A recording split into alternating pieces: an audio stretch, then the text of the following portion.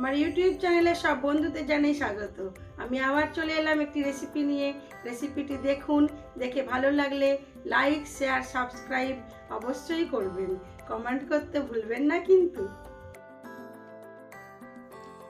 আজ নিয়ে এসেছে ইলিশটা বেশ বড়, তাই ভাবলাম আজ ইলিশটা দিয়ে একটু নতুন কিছু করা যাক। নতুন কিছু বলতে এর মশলা একটু নতুন কিছু দেব, তবে আমি খাওয়ার পরেই এটা রিভিউ দিচ্ছি। আজ আমি যে ইলিশ মাছের রেসিপিটা করেছিলাম সেটা খেতে দারুণ হয়েছিল, তো তাই আজকে আপনাদের সাথে সেটা শেয়ার করলাম। মাছের ডিমটা আমি একটু বের করেই ভাজা করব, না হলে ডিম ঠিক ভালো ভাজা হয় না।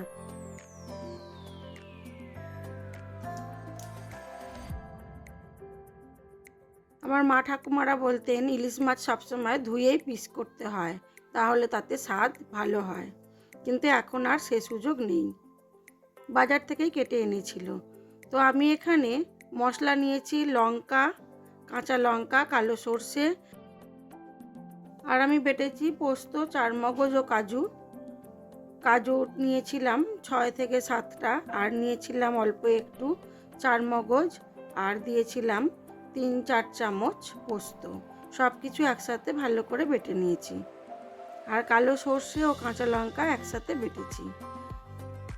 আমি একটু মাছ আগে ভেজে নেব। ইলিশ মাছ মানেই মাছের তেল দিয়ে ভাত খাওয়া, তো তার জন্য 2 পিস মাছ আমি ভেজে তুলে রাখবো তেল শুদ্ধ। আপনারা কে কে ইলিশ মাছ ভাজা ও তেল দিয়ে ভাত খেতে ভালোবাসেন অবশ্যই কমেন্ট করে জানাবেন। চলুন এবারে আমি ইলিশ মাছের ভাপাটা করব।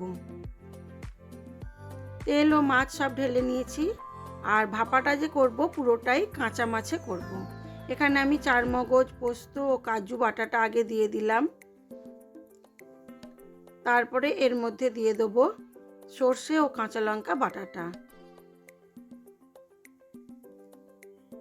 যতটা খোসা বাদ দেওয়া যায় ততটাই বাদ দেব, আজকে আর বেশি জল দেব না, যেহেতু ভাপা করব আজ একটু ঘন ঘনই করব।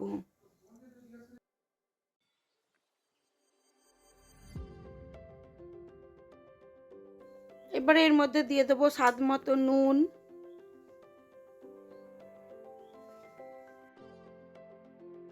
তারপরে দিয়ে দেবো নুন হলুদ মাখানো মাছগুলো একেবারেই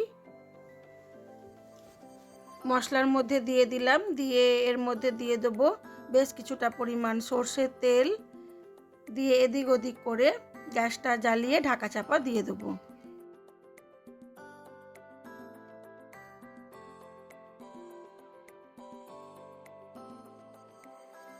আজ আমি চারমগজ ও কাজু দিয়ে যে ইলিশ মাছের ভাপাটা করেছিলাম এটা খেতে অসাধারণ হয়েছিল। আপনারা যদি না করে থাকেন অবশ্যই একবার করে খাওয়ার অনুরোধ রইল। খুব সুন্দর খেতে হয়েছিল। আমি খুব একটা বেশি ইলিশ মাছ খাই না, ভাজাটাই বেশি খাই, তবে আজকে আমি 2 পিস ঝালের মাছ খেয়েছিলাম। খেতে সত্যিই খুব সুন্দর হয়েছিল। এবারে আমি উল্টে এটাকে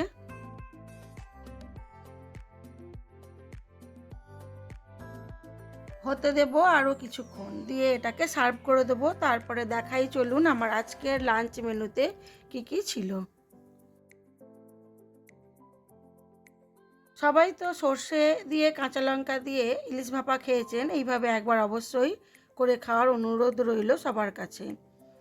আজ আমার লাঞ্চে ছিল সাদা ভাত, কাঁচা লঙ্কা, লেবু, ছিল পটল ভাজা, মাছের ডিম ভাজা, ইলিশ মাছ ভাজা, আর ছিল আলু ও পনিরের তরকারি, আর ছিল ইলিশ মাছ ভাপা, আর ছিল সেদ্ধ ঝোল।